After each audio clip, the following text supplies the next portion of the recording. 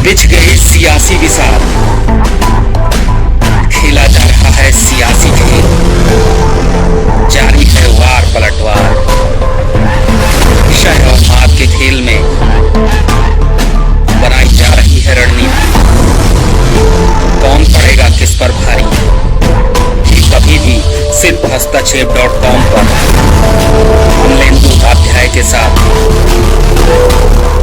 News point लेकर हाजिर हूं मैं राजीव। तो बीजेपी ने पिछले 8 सालों में कई चुनाव जीते हैं दोस्तों, आप सब अच्छी तरह से देख रहे हैं, और उसकी सत्ता का दायरा लगातार बढ़ता भी जा रहा है।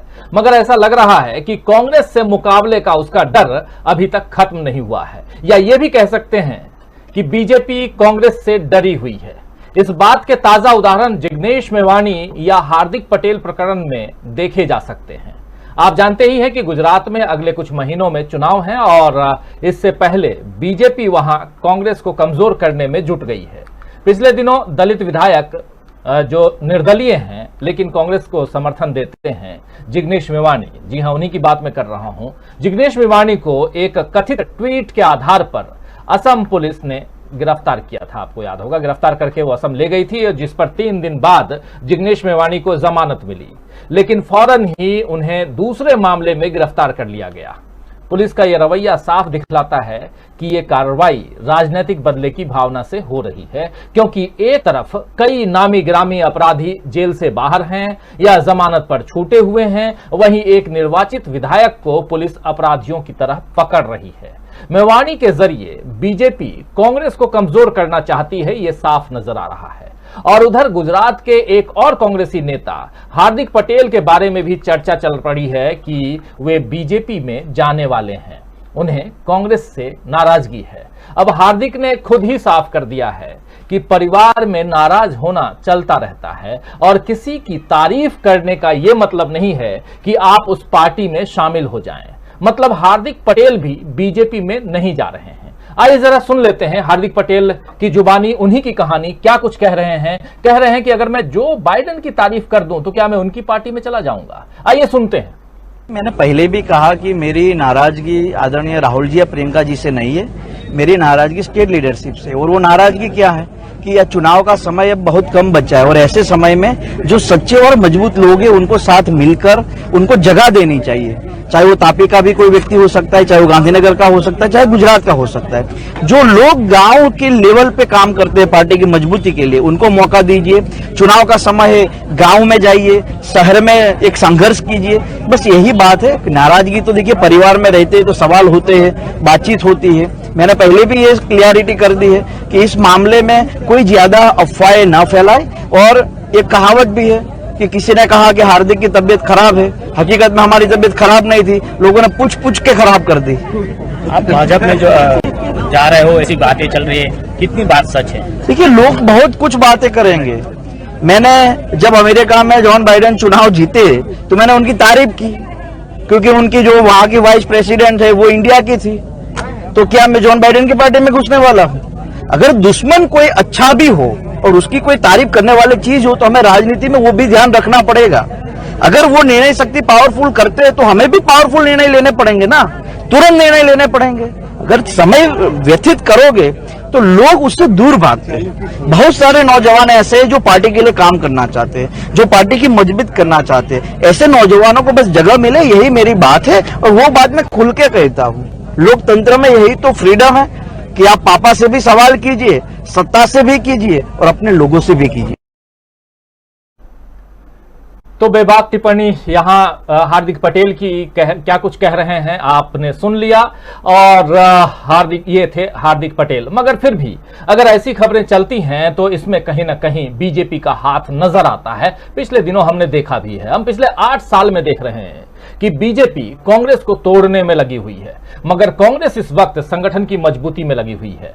आज भी कांग्रेस की एक महत्वपूर्ण बैठक हुई है जिसमें एम्पावर्ड एक्शन ग्रुप 2024 बनाया गया है। यही ग्रुप 2024 के लोकसभा चुनावों को लेकर रणनीति बनाने का काम करेगा। थोड़ी देर बाद उस ग्रुप में कौन क्या है, 6 समितियां बनाई गई हैं। 6 समितियों के बारे में थोड़ी देर बाद आपके सामने मैं सबके नाम को रखूंगा। लेकिन ये जो समितियां हैं ये 2024 के लिए कांग्रेस को मजबूत करेगी। मतलब यह है कि बीजेपी की चालों से बिना प्रभावित हुए कांग्रेस अपने काम में लगी हुई है। इस बीच देश में धार्मिक ध्रुवीकरण की कोशिशें तेज हो गई हैं। आप देख ही रहे हैं कि किस तरह लाउड स्पीकर और हनुमान चालीसा का विवाद एकदम से खड़ा हो गया है। ऐसा नहीं है कि इस देश में पहले कभी अजान लाउड स्पीकर से नहीं दी गई या हनुमान चालीसा का पाठ लोगों ने नहीं किया लाउड स्पीकर के जरिए, मगर अजान के मुकाबले में हनुमान चालीसा का सार्वजनिक पाठ करने की राजनीति ये देश में शायद पहली बार हो रही है। इस देश में ऐसा लग रहा है कि वाकई कुछ भी मुमकिन है।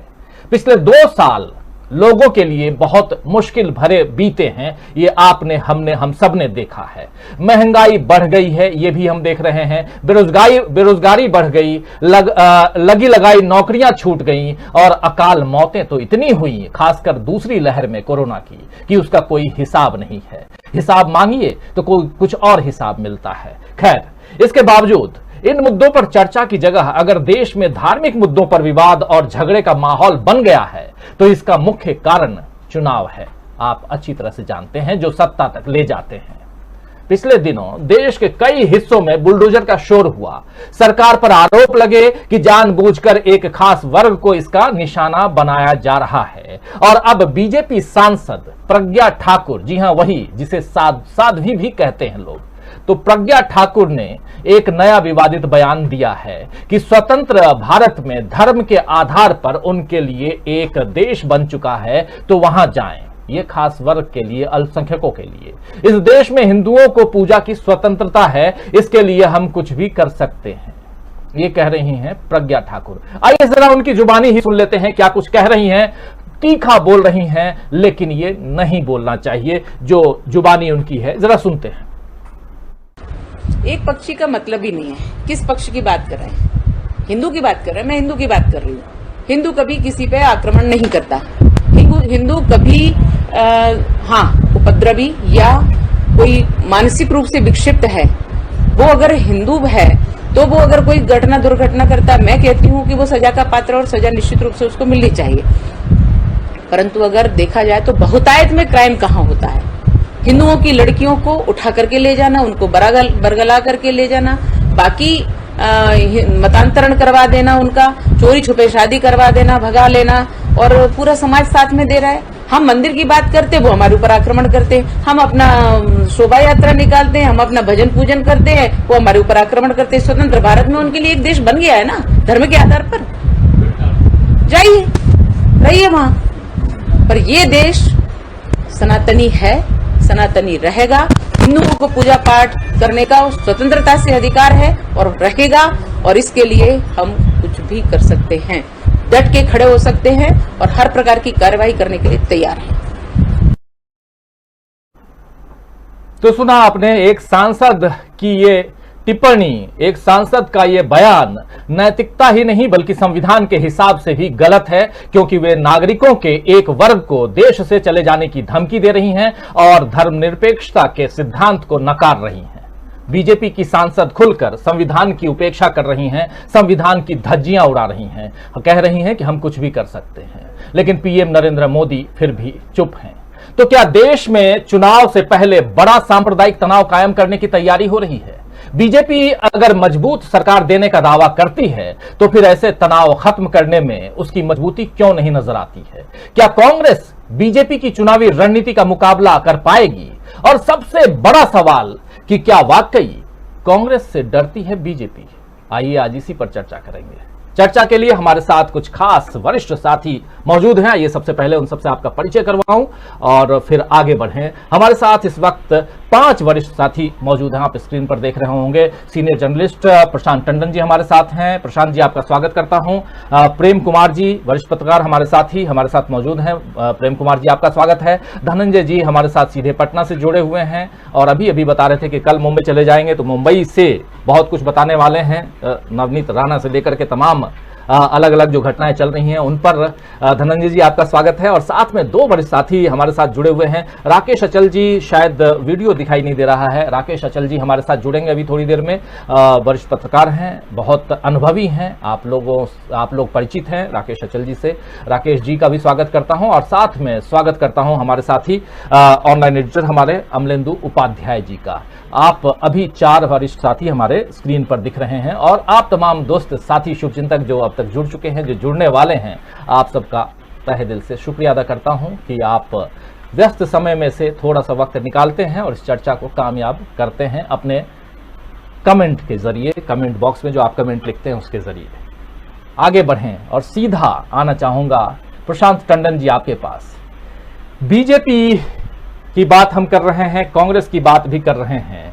बीजेपी के पास केंद्र की सत्ता के साथ साथ कई राज्यों के सत्ता भी है प्रशांत जी, जबकि कांग्रेस की सत्ता का दायरा बेहद सीमित है। फिर भी क्या बीजेपी के लिए कांग्रेस ही सबसे बड़ी चुनौती है? क्या बीजेपी कांग्रेस से डरती है?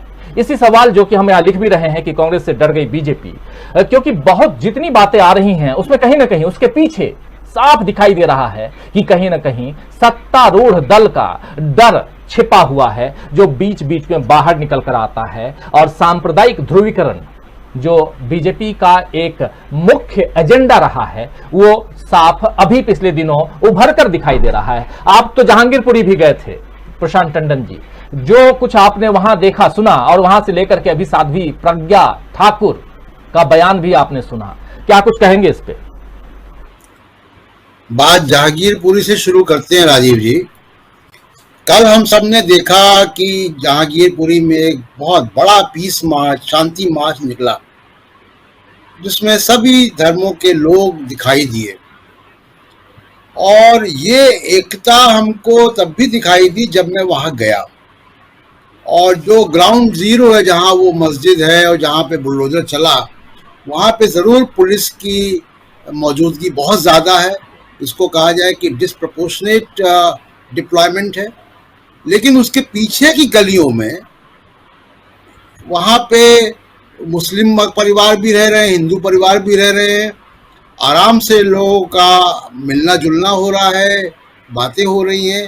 तो उनके बीच में जो सामाजिक दुराव नहीं आया, तो इस पे ज़रूर मुझको लगता है कि ये बाहर के लोग थे, वो जहांगीरपुरी के लोग नहीं थे, बाहर के लोग थे, जैसे बहुत से लोग चर्चा कर रहे हैं। उन्होंने जाके ये उपद्रव किया। जहांगीरपुरी में इसका कोई, वहाँ के समाज में उसका असर नहीं पड़ रहा है। यही हालत लगभग पूरे देश में है। आप ये जितनी हम लोग बहुत विचलित होते हैं सोशल मीडिया वगैरह में देखकर, लेकिन बहुत सारा जो जहर है, बहुत सारी जो सांप्रदायिकता है, वो बहुत ऑर्गेनिक नहीं है। एक बात। दूसरी कि आप देखिए 2024 की तैयारी शुरू हो गई और वो 2024 की तैयारी में कांग्रेस जो है वो, जिस आपने शुरू में चर्चा की कि कांग्रेस ने अपनी तैयारी शुरू कर दी है। प्रशांत किशोर उसमें एक बहुत छोटा सा हिस्सा है। जो बड़ी तैयारी है, इसीलिए आज जो कमेटियां बन गई, जो 2024 के रोड मैप के लिए चिंतन शिविर की बात हो गई, उसमें प्रशांत किशोर का कोई जिक्र नहीं आया, अभी आएगा भी नहीं। अब दूसरी बात जो बीजेपी की है, बीजेपी के देखिए, बीजेपी ये क्यों कर रही है? बीजेपी ने सिर्फ एक बार डेवलपमेंट इशू पे चुनाव लड़ा है 2004 का, जिसमें उनकी सीटें कम हो गई थी, 50 से ज़्यादा सीटें कम हो गई थी इंडिया शाइनिंग पे। उसके बाद बीजेपी ने कभी कोई चुनाव, ना उसके पहले ना उसके बाद में, सारे चुनाव इन्होंने ध्रुवीकरण के ही मुद्दे पर लड़े हैं और उसी मुद्दे पर वो जीत सकते हैं। दूसरी बात यह है कि जो 10-11 राज्य हैं, मुख्य तौर पे पश्चिम भारत के और हिंदी स्पीकिंग, ये लगभग 60% हिस्सा है। इस 60% में बीजेपी की 80% सीटें आती हैं और बीजेपी के गैर हिंदी भाषी क्षेत्रों के एलाइज अब बहुत नाम मात्र के रह गए हैं। तो बीजेपी ने सारा का सारा जो जोर है वो हिंदी भाषी क्षेत्र में लगा दिया है। अगर हिंदी भाषी क्षेत्र में सामाजिक प्रक्रिया कुछ हो गई जिसको हमें अभी आवश्यकता ना दिख रही हो, तो बीजेपी के पास उसको कॉम्पनसेट करने के लिए पूर्वी भारत से, दक्षिण भारत से या कोस्टल इंडिया से उसके पास कोई स्कोप नहीं है। आपको याद होगा 1977 में पूरे उत्तर भारत से कांग्रेस साफ हो गई थी। उसके बाद भी कांग्रेस को 150 के करीब सीटें आई थी, क्योंकि उनको दक्षिण भारत ने कांग्रेस का साथ नहीं छोड़ा था। तो बीजेपी के पास ऐसा कोई जो है जिसको कहें कि सेविंग ग्रेस या प्लान बी या कोई एक ऐसा ऑल्टरनेटिव कॉन्स्टिट्यूंसी नहीं है। सिर्फ उनके पास एक ही कॉन्स्टिट्यूंसी है, हिंदी बेल्ट में ध्रुवीकरण। अब ये कितना दिन कितने चुनाव इसमें जीत सकते हैं, कितना इसमें दिन राज वो कर सकते हैं, ये देखने वाली बात है। बिल्कुल देखने वाली बात है कि आगे क्या कुछ होता है। प्रेम कुमार जी क्या कहेंगे इस पे? पहले ही सवाल पे इसी पे आपसे भी आपकी राय भी सुनना चाहूंगा। जो कुछ चल रहा है कांग्रेस के अंदर खाने में और जो कुछ चल रहा है बीजेपी और जहांगीरपुरी से लेकर के आज जो बयान अभी आप सुन रहे थे प्रज्ञा ठाकुर का, और उसके अलावा जो कुछ महाराष्ट्र में चल रहा है, इन सब से इतर कांग्रेस अपनी तैयारियों में लगी हुई है, ये साफ दिखाई दे रहा है। कांग्रेस ने अपनी समितियां गठित कर दी हैं, उस पे भी आएंगे। लेकिन उससे पहले जो चुनाव से पहले पिछले चुनाव में हिजाब का मुद्दा हमने देखा, अब अगला चुनाव है, उससे पहले हम हलाल से लेकर के हनुमान चालीसा तक पहुंच चुके हैं, लाउड स्पीकर से लेकर के बुलडोजर तक पहुंच चुके हैं। अब विध्वंसकारी यानी कि डराने वाली बातें भी समाज में उठाई जाने लगी हैं। क्या कहेंगे इस पे? और ये हमारे देश की राजनीति किस दिशा में जा रही है? क्या इसके हिसाब से कांग्रेस जो कुछ कर रही है वो सही राह है? कुमार जी आवाज खोल लीजिए। जी राजीव जी, जो राजनीतिक परिस्थिति बीते कुछ सालों से बनी है उसमें वन पार्टी सिस्टम नहीं होते हुए भी वन पार्टी सिस्टम के रूप में बीजेपी उभरी है। अब एनडीए जैसी बात नहीं है, जैसा प्रशांत सर कह रहे थे। तो अभी अगर हम जहांगीरपुरी में देखें, जहां से प्रशांत टंडन सर ने भी बात शुरू की थी, तो वहां तिरंगा के तले, तिरंगा यानी हमारा राष्ट्रीय ध्वज, उसके तले लोग इकट्ठा हुए। तो तिरंगा आज भी वो ताकत है, हमारी राष्ट्रीय एकता का प्रतीक है, उसके नीचे हम इकट्ठा हो सकते हैं, होते रहे हैं, ये बात वहां से निकलती है। वहीं दूसरी तरफ कोई दूसरा ऐसा ध्वज नहीं है और भगवा तो कतई नहीं है जिसके तहत सबको इकट्ठा किया जा सके। तो ये जो स्थिति है, यही से उम्मीद भी है। जो समाज बटा है उस समाज को जोड़ने की उम्मीद इसी तिरंगे से है, यानी राष्ट्रीयता। और हम राष्ट्रवाद शब्द का इस्तेमाल नहीं करते, राष्ट्रीयता का करते हैं। राष्ट्रवाद एक डिफरेंट सोच है, वो विभाजनकारी सोच है, उसका राष्ट्रवाद के मतलब भी अलग है। आमतौर पर जब हम लोग बात करते हैं तो राष्ट्रवाद को लोग देशभक्ति बोलते हैं। अगर ऐसी समझ है तब मैं राष्ट्रवाद के साथ हूँ, देशभक्ति अगर इसका मतलब है। लेकिन राष्ट्रवाद एक अलग सोच है जिस पर एक पार्टी चलती है, एक साझा संस्कृति हो, साझा संस्कृति, साझा समुदाय, साझा क्षेत्र, यानी विविधता को नकारता है राष्ट्रवाद। इसलिए खैर वो आज का विषय नहीं है।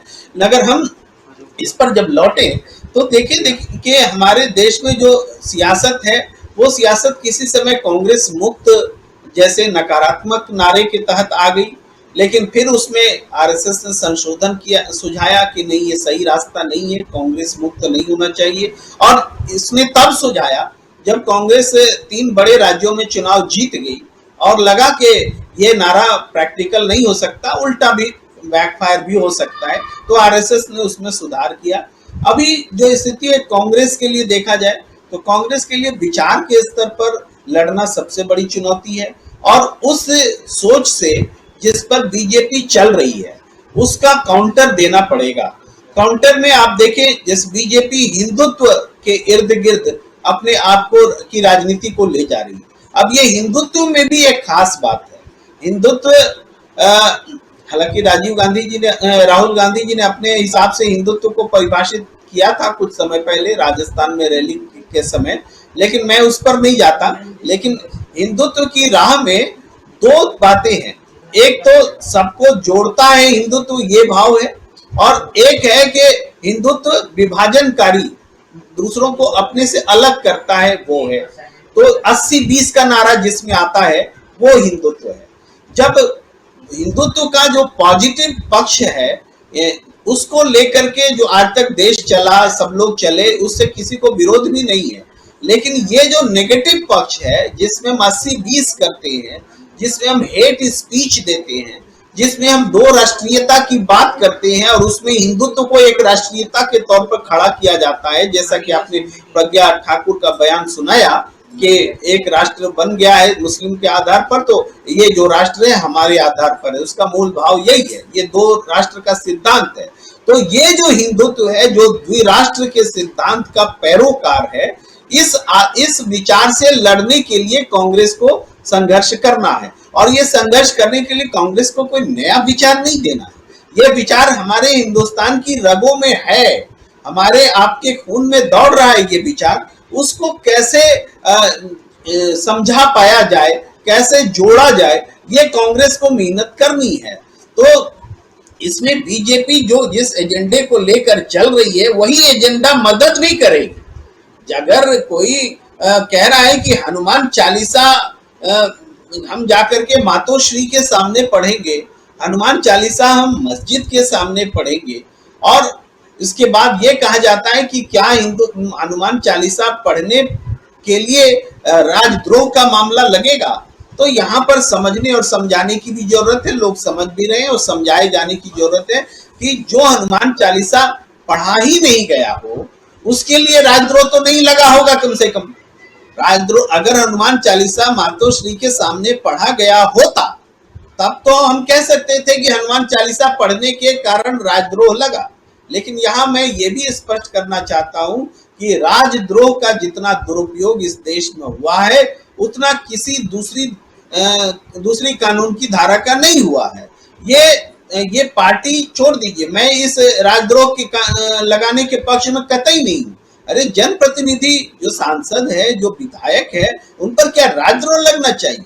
बिल्कुल गलत बात है, ये एकदम गलत बात है। और इससे पहले भी जो राजद्रोह के मामले लगे हैं, चाहे हार्दिक पटेल पर लगे, कन्हैया कुमार पर लगे, या वो हाथरस की घटना कवर करने गए पत्रकार पर लगे, या हमारे विनोद दुआ साहब को लगे राजद्रोह का मुकदमा, उन्होंने लड़ाई लड़ी, सुप्रीम कोर्ट से वो आदेश लेकर आए, और वो आदेश कम से कम लंबे समय तक पत्रकारों को प्रोटेक्शन देता रहेगा। ये भी एक प्रमुख जीत थी। तो हम इसका जिक्र करना जरूरी था, क्योंकि बड़ी गफलत होती है। हमें शिवसेना और बीजेपी, कांग्रेस या बीजेपी, इस विवाद में जो सच्चाई का पक्ष है उसको छोड़ने की जरूरत नहीं है। उसको बुलंदी से बोलने की जरूरत है कि सरकारों को जो सत्ता में होती है वो राजद्रोह का दुरुपयोग बंद करे। और पिछले घोषणा पत्र में कांग्रेस ने कहा था कि हम सत्ता में आएंगे तो राजद्रोह खत्म कर देंगे, उसको नेगेटिवली उनके खिलाफ ही इस्तेमाल किया गया था कि कांग्रेस जो है टुकड़े टुकड़े गैंग के साथ है। लेकिन उस सोच के साथ आज भी बने रहने की जरूरत है कि हम सत्ता में आएंगे तो राजद्रोह को खत्म करेंगे।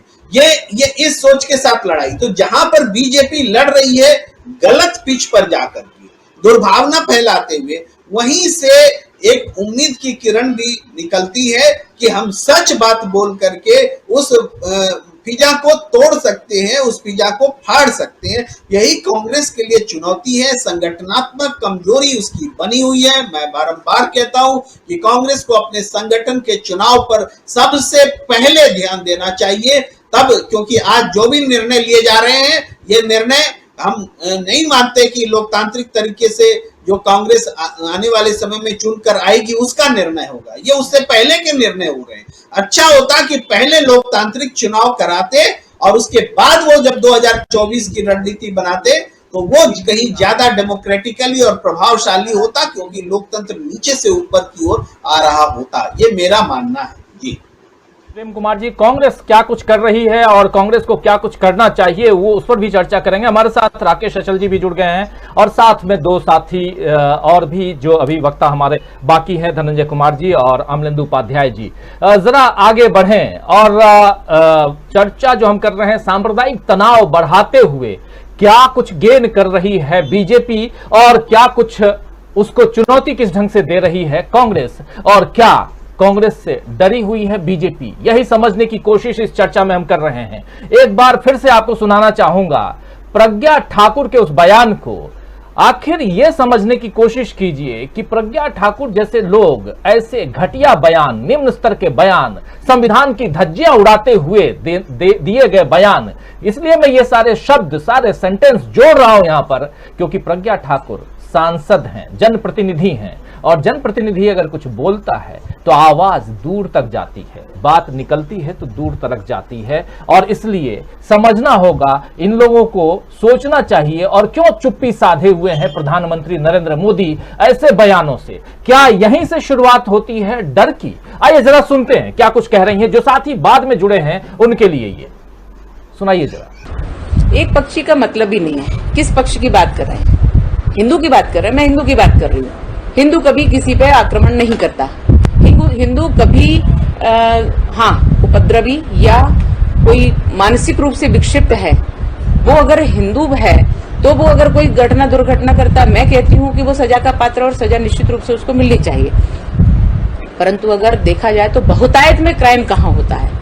हिंदुओं की लड़कियों को उठा करके ले जाना, उनको बरगला करके ले जाना, बाकी मतांतरण करवा देना, उनका चोरी छुपे शादी करवा देना, भगा लेना, और पूरा समाज साथ में दे रहा है। हम मंदिर की बात करते, वो हमारे ऊपर आक्रमण करते। हम अपना शोभा यात्रा निकालते हैं, हम अपना भजन पूजन करते हैं, वो हमारे ऊपर आक्रमण करते हैं। स्वतंत्र भारत में उनके लिए एक देश बन गया है ना, धर्म के आधार पर। जाइए, रहिए वहां। पर ये देश सनातनी है, सनातनी रहेगा। हिंदुओं को पूजा पाठ करने का स्वतंत्रता से अधिकार है और रहेगा, और इसके लिए हम कुछ भी कर सकते हैं, डट के खड़े हो सकते हैं और हर प्रकार की कार्रवाई करने के लिए तैयार हैं।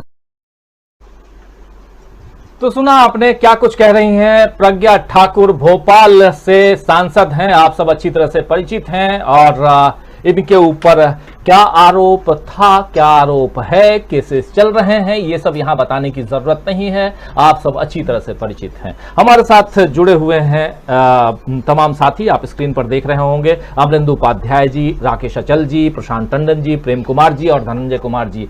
राकेश अचल जी, आपके पास आना चाहूंगा। आपके कमेंट लेने से पहले आपको बहुत बहुत बधाई देना चाहता हूं, शुभकामनाएं कि आज आपका जन्मदिन है, आपको ढेरों शुभकामनाएं।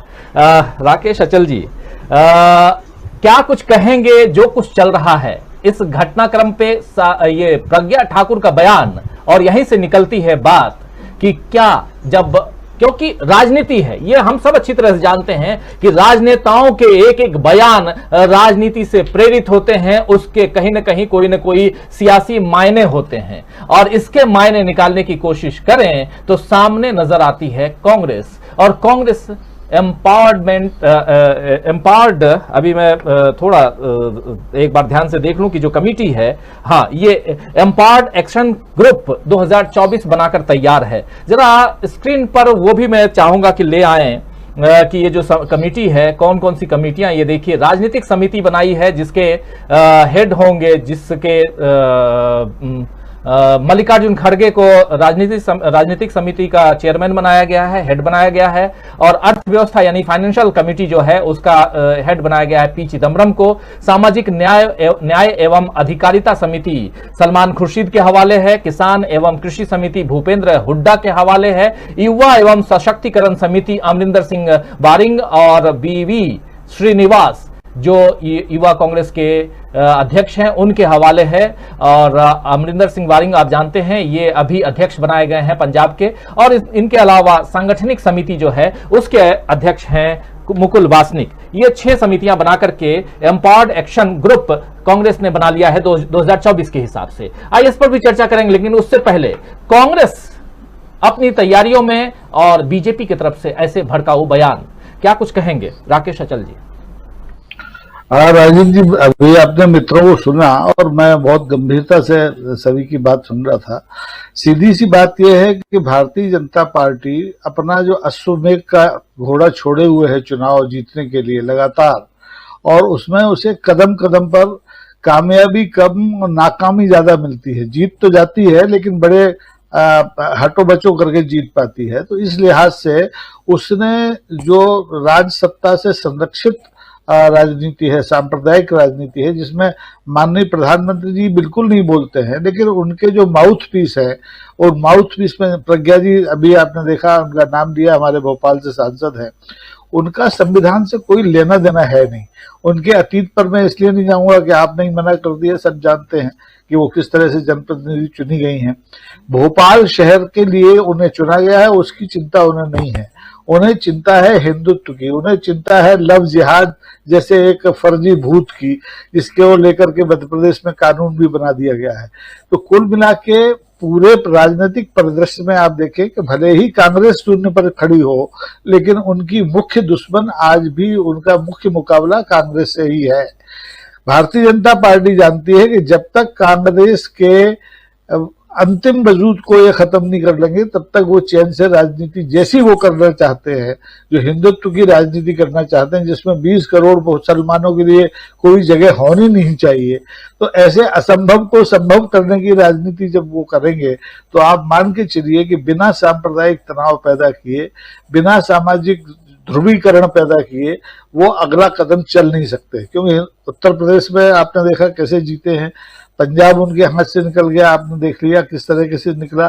जो किसानों का मुद्दा था, उस पर 1.5-2 साल लगातार किसानों को भ्रम में डाले रहे, लेकिन उनका असली जो औजार है वो है सांप्रदायिकता, और इस औजार के सहारे ही आने वाले जो 4 राज्यों के चुनाव है उन्हें देख लें आप, चाहे 2024 का आम चुनाव जो है होने वाला है, उसकी तैयारियों में केवल और केवल सांप्रदायिक उन्माद, इसकी धार को तेज करके वो केन अगली बार फिर सत्ता में आना चाहते हैं, और आ भी जाएंगे, मुझे लगता है आ भी जाएंगे। क्योंकि इस समय कांग्रेस की जो संगठनात्मक स्थिति है, अभी माननीय प्रेम जी ने उसका जिक्र किया, वो वैसी नहीं है जो भारतीय जनता पार्टी की आक्रामकता का सामना कर पाए। और उसकी वजह है कि ये समितियां बना दी हैं उन्होंने, 5-7 समितियां बना दी हैं। इन प्रयोगों से कुछ होना नहीं है, क्योंकि आप ग्रामीण स्तर पर जो कांग्रेस आज से 30-40 साल पहले थी, वो अब रही नहीं। और जब कांग्रेस की बात करने, इनके पास तो माउथपीस प्रज्ञा ठाकुर जैसे हजारों हैं, उनका तो वार्ड स्तर का आदमी भी वही बोलेगा जो प्रज्ञा ठाकुर बोल रही है। कांग्रेस के पास ऐसे माउथपीस बचे नहीं हैं, इस वजह से ये लड़ाई और पेचीदा हो गई है। लेकिन मुख्य लड़ाई कांग्रेस और भारतीय जनता पार्टी के बीच होगी, और इस लड़ाई में सांप्रदायिकता ही मुख्य औजार रहेगा। ये भारतीय राजनीति के लिए जो पिछले 50-60 साल की राजनीति में आप नजर डालें देखेंगे तो सबसे खतरनाक दौर है, और इस खतरनाक दौर का सामना हम आप सब लोग बहस करके कितना कर पाएंगे मुझे समझ में नहीं आता है। लेकिन बहस जारी होनी चाहिए, सवाल लगातार किए जाने चाहिए, तब कांग्रेस का जो काम है वो दूसरे लोग, हम जैसे आप जैसे लोग कर पाएंगे। अन्यथा ये सवाल करने की परंपरा ही खत्म हो जाएगी, तो ये ध्रुवीकरण की प्रक्रिया और तेज होगी, जो कि पूरे हमारे जो संगठनात्मक सत्ता का ढांचा है, देश का जो चरित्र है, जो सर्वधर्म समभाव की हमारी परंपरा है, उसको नुकसान बहुत गहरे तक पहुंचाएगा, जिसका कि खमियाजा पूरा देश भुगतेगा। केवल कांग्रेस को नहीं भुगतना है, आम जनता को भुगतना पड़ेगा। आप देखिए कि जब आपकी दाढ़ी और आपकी टोपी आपकी जान के लिए खतरनाक हो जाए, तब इस देश में कोई कैसे रह पाएगा। गंभीर बात आप कह रहे हैं राकेश अचल जी, और बहुत सारे साथी आपको जन्मदिन की शुभकामनाएं दे रहे हैं, कमेंट बॉक्स में लगातार आपको शुभकामनाएं दे रहे हैं। आपकी तरफ से मैं तमाम दोस्त जो हमें देख रहे हैं, सुन रहे हैं, जो राकेश अचल जी के जन्मदिन पर शुभकामनाएं दे रहे हैं, सबको बहुत बहुत धन्यवाद देता हूं। और धनंजय कुमार जी, आपके पास आना चाहूंगा। प्रशांत टंडन जी ने मुझसे कहा था कि आधे घंटे में छोड़ देना, लेकिन मैं प्रशांत जी बस 10 मिनट का समय और चाहिए आपसे, और खासकर समितियों पे आपसे जरूर चर्चा करना चाहूंगा जो समिति कांग्रेस ने गठित की है, इसलिए थोड़ा सा आप 10 मिनट और रुक जाइए। लेकिन धनंजय जी पटना में बैठे हुए हैं, बहुत कुछ इफ्तार पार्टी से लेकर के और उधर हनुमान चालीसा यानी कि महाराष्ट्र में, मुंबई में सब कुछ आप देख रहे हैं और कल मुंबई पहुंचने वाले हैं आप।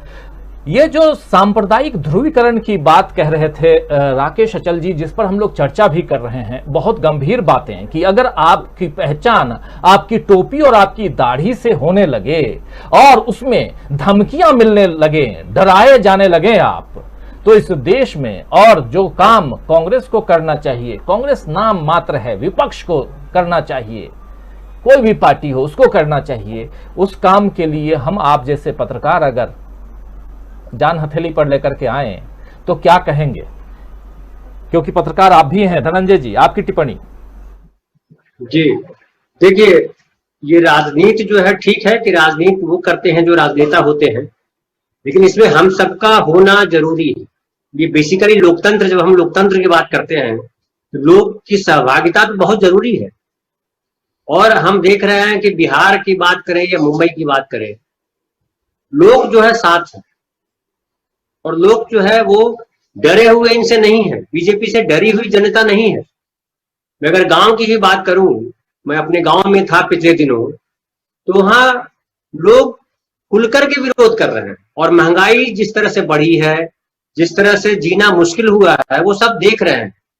लेकिन है क्या कि कुछ लोग जो है, जो जिससे प्रज्ञा ठाकुर ने अभी जो बयान दिया, इस तरह के बयान जो आते हैं, तो इस तरह के बयान का विरोध लोग नहीं करते हैं, इसलिए कि लोग डरते हैं, उलझना नहीं चाहते। तो उनके साथ जो है 50-100 लफंगे किस्म के लोग हैं जो झंडा लेकर के, वो चाहे तिरंगा लेके दौड़े या भगवा लेके दौड़े या जय श्री राम करके दौड़े या हनुमान चालीसा पढ़ने लगे, तो उसे डरते हैं और चाहते हैं कि भैया कहाँ इसमें उलझते हैं, हमको अपना काम करना है क्योंकि जीवन मुश्किल है। लेकिन एक बात गौर कीजिए आप कि हनुमान, ये जो प्रज्ञा ठाकुर बोल रही थी कि क्या इस देश में हिंदुओं को अपना धर्म बनाने का की आजादी नहीं है, क्या हम हनुमान चालीसा नहीं पढ़ सकते हैं, तो ये इसी तरह के सवाल करते हैं। ये काल्पनिक सवाल, अपने बनाए हुए सवाल लेकर गया। क्या भारतवर्ष में कभी हिंदुओं के साथ ये रहा? जब से आजाद हुआ है देश, छोड़ दीजिए मुस्लिम जब मुगल इस देश में राजा हुआ करते थे तब भी इस तरह की बात नहीं हुई थी। तुलसीदास उसी समय काल लिख रहे थे ना रामचरितमानस, जब मुगल साम्राज्य यहाँ पे था। लेकिन आज जब आजादी के बाद आप कह रहे हैं कि मुसलमानों के लिए पाकिस्तान बना, हिंदुओं के लिए हिंदुस्तान बना, ये आप झूठ बोल रहे हैं। अगर ऐसा हुआ होता तो पाकिस्तान के जो हिंदू वहां रह रहे थे तो सारे हिंदुस्तान ला दिए जाते, और हिंदुस्तान में जो मुसलमान रह रहे थे वो सारे पाकिस्तान भेज दिए जाते। लेकिन ऐसा तो हुआ नहीं। और भारतवर्ष को जिस तरह से लीड किया गया, भारतवर्ष की जिस तरह राजनीति तय की गई, उसमें गांधी ने तो स्पष्ट रूप से कहा था इस देश में हर भाषा भाषी के लोग रहेंगे, हर धर्म के लोग रहेंगे, हर समाज के लोग रहेंगे। तो आप ये जो कह रहे हैं कि ये हिंदुस्तान हिंदुओं का है, ये तो पूरे तौर पे आप झूठ बोल रहे हैं। और क्या भारत के समाज ने ये, या हिंदू समाज ने, भारत का समाज छोड़ दीजिए, क्या हिंदू समाज ने आपको ठेकेदारी दी है हिंदू समाज की? क्या आप ही केवल हिंदू है? क्या प्रज्ञा ठाकुर केवल हिंदू है? अरे कौन आपको हनुमान चालीसा पढ़ने से रोक रहा है? हनुमान चालीसा पढ़िए, दुर्गा सहस्त्रनाम पढ़िए, विष्णु सहस्त्रनाम पढ़िए, कुछ और पढ़िए, गीता पढ़िए, जो पढ़िए मन करे पढ़िए। लेकिन दूसरी के बाहर जाके, घर के सामने जाके पढ़ेंगे, आप कहेंगे मैं मस्जिद के सामने जाके पढ़ूंगा, आप कहेंगे मेरे घर के सामने मेरा बच्चा पढ़ रहा है वहां लाउड स्पीकर लगा के पढ़ेंगे। तो ये आप धर्म नहीं बना रहे हैं, आप जो है धर्म का बिगड़ा हुआ स्वरूप तैयार कर रहे हैं, आप जो है गुंडाई कर रहे हैं। आप धर्म जो है निजी है आपका, और पर्व त्योहार है, पर्व त्योहार मनाइए। क्या लाउड स्पीकर आने से पहले पर्व त्योहार नहीं मनाए जाते थे? जब से लाउड स्पीकर का आविष्कार हुआ तभी से पर्व त्योहार शुरू हुए, क्या तभी से हिंदू धर्म शुरू हुआ? तो ये जो बीजेपी है, इसका एजेंडा ही हमेशा रहता है एक काल्पनिक भय क्रिएट करना, वो चाहे राष्ट्र के नाम पर करे। अब बताइए ना, भारतवर्ष को कहां खतरा है? क्यों राष्ट्रवाद का नाम दिए रहते हैं? और जो देश के दूसरे जो विद्वान हुए, चाहे टैगोर हो या गांधी हो, कोई हो, विवेकानंद भी लीजिए। आप जब बात करते हैं शिकागो में विवेकानंद हिंदू धर्म की तो तारीफ करने गए थे, तो विवेकानंद जी ने क्या कहा? ये क्या कहा कि वो जो है हिंदू धर्म जो है वो रहेगा खाली हिंदुस्तान में? ऐसा तो नहीं कहा विवेकानंद ने। और एक मनुष्यता की बात करता है हिंदू धर्म। हिंदू धर्म को उस समय भी खतरा नहीं था जब अंग्रेज देश में थे। विवेकानंद ने नहीं कहा था हिंदू धर्म समाप्त कर रहे हैं अंग्रेज, बल्कि उन्होंने हिंदू धर्म की तारीफ की थी कि हिंदू धर्म मनुष्यता का धर्म है।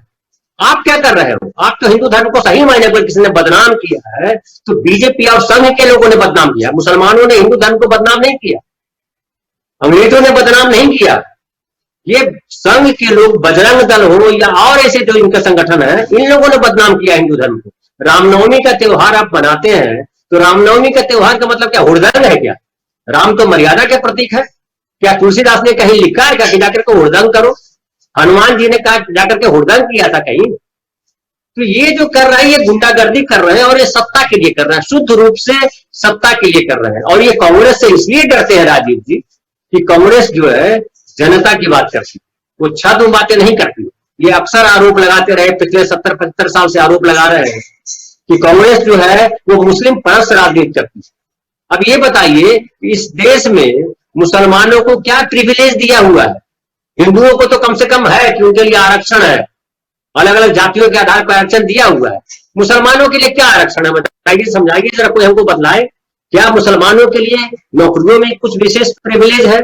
क्या घर देने में उनको विशेष प्रिविलेज है? क्या धर्म के पालन में कोई विशेष प्रिविलेज है? कहाँ प्रिविलेज है मुसलमानों की? क्या मुस्लिम परस्ती की है?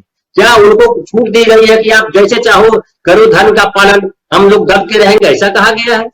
तो आप जो है एक छद्म जो है क्रिएट करते हो और कहते हो कि मुसलमानों से देश को खतरा है।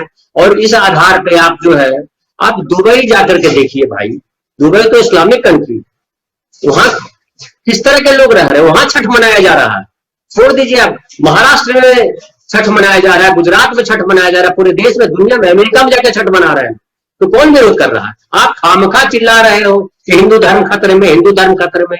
हिंदू धर्म खतरे में इसलिए है कि आप हिंदू धर्म को बुराइयों से भर रहे हो, आप जो है गुंडाई कर रहे हो। 250-100 गुंडे लेकर के आप जो है भगवा लेकर के इधर से दौड़ रहे हो, मुसलमानों को गाली दे रहे हो, आप कह रहे हो कि हिंदू धर्म को खतरा है। ये आपका नारा है और ये नारा सिर्फ सत्ता के लिए।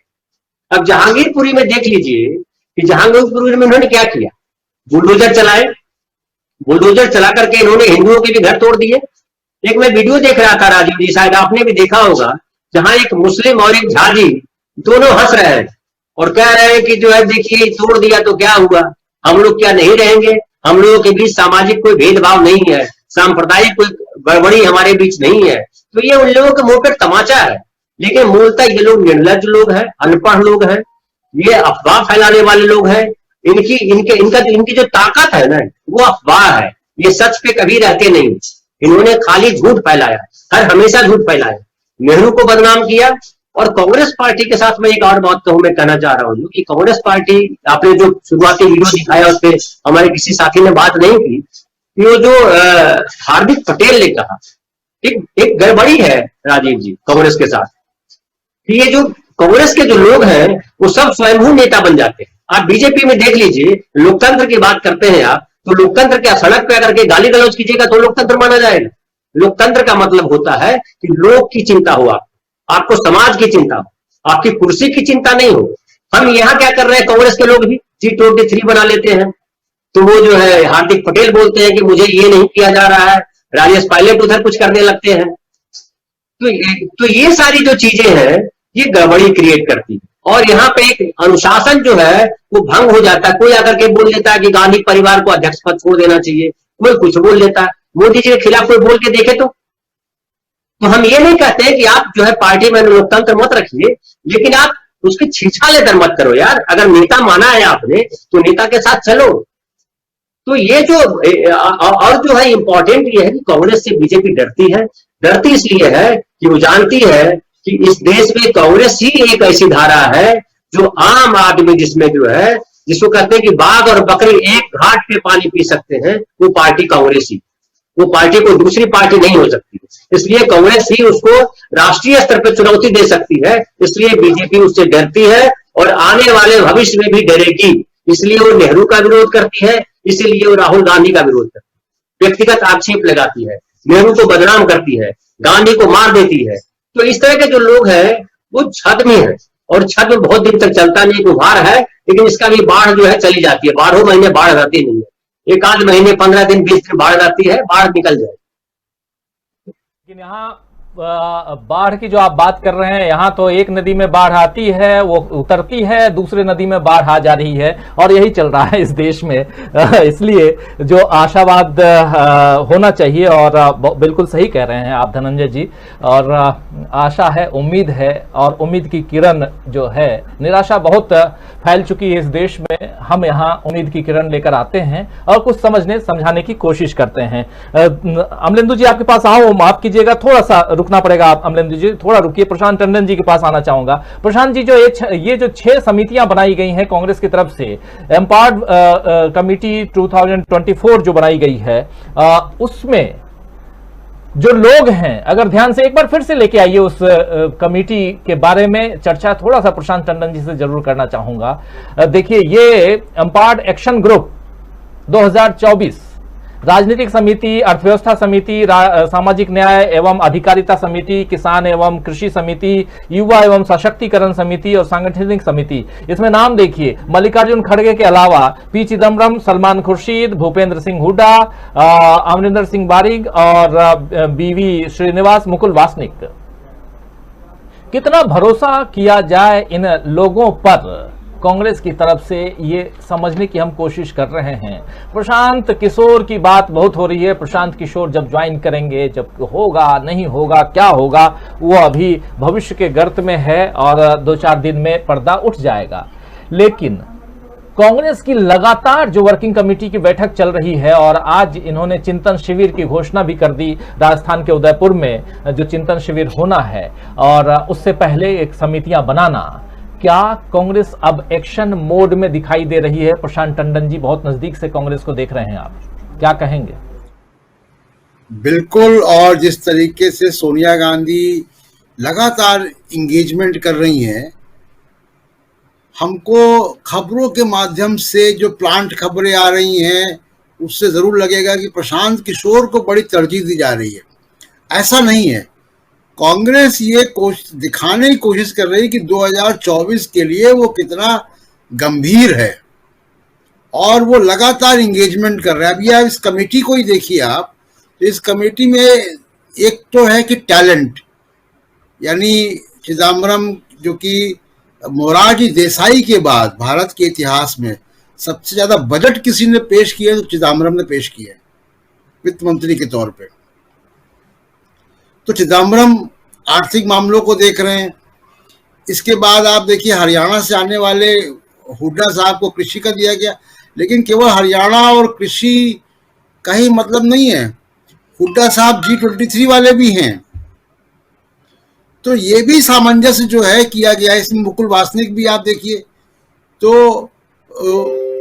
और बीवी श्रीनिवास जो है वो इस खेमे के, तो ये इसमें ये भी सामंजस्य है कि केवल टैलेंट का ही वो नहीं है, कांग्रेस के भीतर जो खेमेबाजी हो रही है उसको भी सेटिस्फाई किया गया है, एक बात। दूसरे की मल्लिकार्जुन खड़गे, हो सकता है कि उत्तर भारत में उनको लोग कम जानते हो, लेकिन उनका बहुत लंबा राजनीतिक करियर रहा है। वो कर्नाटक में मिनिस्टर रहे हैं, वो लीडर अपोजिशन रहे हैं, और अच्छी हिंदी बोलते हैं। अगर लोकसभा में अगर उनके भाषण सुने हो तो मल्लिकार्जुन खड़गे और दलित समाज से आते हैं, तो कई तरीके के संदेश हैं, और राजनीतिक कमेटी के अध्यक्ष हैं। राजनीतिक कमेटी के अध्यक्ष का मतलब ये है कि अगर प्रशांत किशोर के मामले में कोई फैसला होगा तो वहां से होगा, राजनीतिक कमेटी से होगा, एक बात। दूसरी की देखिए, प्रशांत किशोर को मैं 1 मिनट, बहुत सारी बातें उनके मार्फत आ रही हैं, सोर्सेस के थ्रू आ रही हैं, तो सोर्सेस तो मुझे भी बहुत सारी चीजें बताते हैं।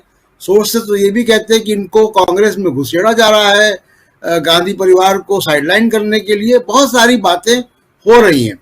और प्रशांत किशोर जो कि नरेंद्र मोदी के भी सलाहकार रह चुके, ममता बनर्जी के भी रह चुके, नीतीश कुमार के भी रह चुके, और अब जब वो कांग्रेस से बात कर रहे हैं तो तेलंगाना में कांग्रेस के प्रमुख राइवल उनके साथ उनका करार हो चुका है आईपैक का, तो कॉन्फ्लिक्ट ऑफ इंटरेस्ट के वो बादशाह हैं। ऐसा कोई कंसल्टेंट आपको आसानी से मिलेगा नहीं। खैर, तो मुझे लगता है कि कांग्रेस ने आज बहुत स्पष्ट संकेत दे दिया और संदेश भी दे दिया कि प्रशांत किशोर उनकी सेंट्रल स्कीम में नहीं है, जैसा मीडिया में दिख रहा है।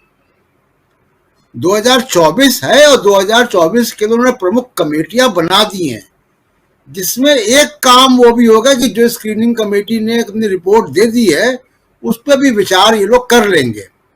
मुझको नहीं लगता कि बहुत बड़ा कोई मैंडेट जो है वो कोई प्रशांत किशोर को मिलेगा। ये संकेत आज आ गया, क्योंकि उसमें कोई भी स्पष्ट तौर पे इनके बारे में नहीं कहा गया। एक बात और राजीव जी, मैं बात करके अपनी बात खत्म करूंगा कि देखिए, कांग्रेस एक पैन इंडियन पार्टी है, एकमात्र अपोजिशन पार्टी है। ममता बनर्जी बहुत ताकतवर दिखती हैं, लेकिन बंगाल और त्रिपुरा के बाहर नहीं है। स्टालिन बहुत बड़े नेता हैं, लेकिन स्टालिन तमिलनाडु और पुडुचेरी के बाहर नहीं है। एनसीपी बहुत ताकतवर है, शिवसेना ताकतवर है, महाराष्ट्र में है। तो कोई भी एक भी ऐसा, अखिलेश यादव यूपी के बाहर नहीं है, मायावती अखिलेश यादव। इसी तरीके से आप देखिए कि तेजस्वी या लालू यादव जी वो बिहार के बाहर उतना उनका प्रभाव नहीं है। तो एकमात्र पार्टी जिसका कि पैन इंडियन प्रभाव है वो कांग्रेस है, और वो राहुल गांधी, जिनको कि पैन इंडियन क्राउड अट्रैक्ट करने की क्षमता है। अब उसको कांग्रेस कितना भुना पाती नहीं भुना पाती है, कांग्रेस की जिम्मेदारी है। दूसरी बात कि बहुत सारी जो फॉल्ट लाइन है, जो हमारे मित्रों ने बात की, धनंजय जी की बात बहुत बढ़िया बात थी कि केवल अगर लोकतंत्र पे खतरा है, अगर लोकतंत्र पे संकट के बादल हैं, तो केवल राजनीतिक पार्टी ही उसके लिए जिम्मेदार नहीं है, नंबर वन। और केवल राजनीतिक पार्टी ही उस देश को उस संकट से नहीं निकालेगी। लोकतंत्र के स्टेक होल्डर हम सब हैं, इस भारत के लोग हैं। जहां भारत के संविधान की पहली लाइन शुरू होती है, हम भारत के लोग, तो वो सारे लोग स्टेक होल्डर्स हैं, उनको लड़ना है। अगर देश में किसी प्रकार का खतरा लोकतंत्र पे और संविधान पे बनता है, तो जो प्रज्ञा ठाकुर बात कर रहे हैं वो बिल्कुल गैर संवैधानिक बात है, भारत विरोधी बात है। वो भारत की राष्ट्रीय एकता को खंडित करने वाली बात है, और इसके खिलाफ तो उनके ऊपर कानूनी कार्रवाई होनी चाहिए, इस तरीके के वो बयान दे रही हैं। तो कुल मिला के संकेत राजीव जी बड़े मिक्स्ड आ रहे हैं। जैसे कि भी आप देख रहे होंगे कि परसों एक बहुत सख्त मीडिया गाइडलाइंस आ गई, एक एडवाइजरी इशू की गई। मैं संपादक रहते हुए बहुत सारी एडवाइजरीज मेरे पास आती रही। ऐसी एडवाइजरी की प्रोग्राम के नाम लेकर गोदी मीडिया को चिन्हित किया गया एडवाइजरी ने। तो अब कहने वाले ये कह रहे हैं कि साहब ये तो दिखावे की बात है, वो लोग, मीडिया रुकेगा नहीं, वो नफरत फैलाने का काम करते रहेंगे। लेकिन सरकार दबाव में है, ये बात उस एडवाइजरी से साबित हो रही है कि दबाव में, भले दिखाने के लिए भी किया हो तो भी दबाव तो है ना। और मुझे लगता है कि ये दबाव जो है ये बढ़ता जाएगा, कोई ना कोई प्रकार के दबाव इस सरकार पे रहेंगे। आर्थिक विषमताएं तो हैं ही, और सबसे बड़ी बात कि जो over concentration on Hindi speaking belt, ये जो हिंदी स्पीकिंग क्षेत्र में सबसे ज्यादा कंसोलिडेशन बीजेपी का है, मुझे लगता है कि अभी सफलता मिल रही है तो कोई इस तरफ ध्यान नहीं दे रहा। जब नीचे आएंगे तो अब इनको मालूम होगा कि जैसे गांव में कहते हैं कि एक ही थूनी पर छप्पड़ नहीं रखा जाता,